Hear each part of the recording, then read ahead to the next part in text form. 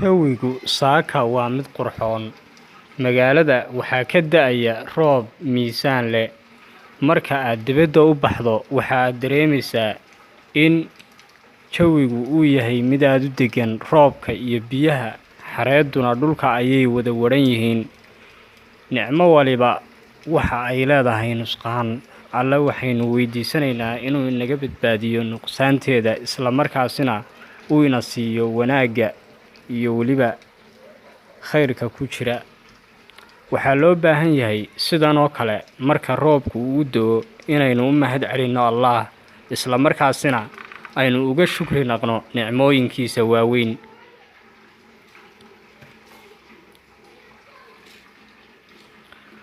Roobku waxa uu ka mid yahay waxyaabaha dadka bini'aadanka ah noloshooda iyo weliba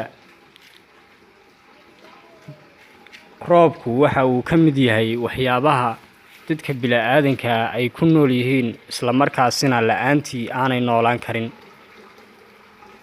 Balaynu daawanno jawiga inta ku xeeran aagga xaafadda aanu ka degannahay magaalada Burco.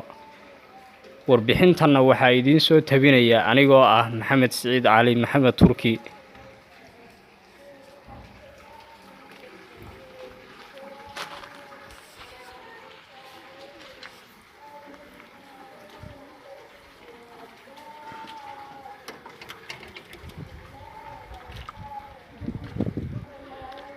Hadda waxaan u soo baxay dibadda. Dhulka oo dhan waxa aad ka dareemaysaa roobka iyo weliba neecawdiisa. Aad ayuu jawigu u wanaagsan yahay una qabow yahay. Muuqaalkan oo aan ku duubay moobilka, haddana marka aad aragto inta badan waxaad arkaysaa jawigu inuu yahay mid aad u macaan, isla markaasina nicmada roobka iyo weliba quruxdu ay tahay mid uu Ilaahay ku simay dhulka.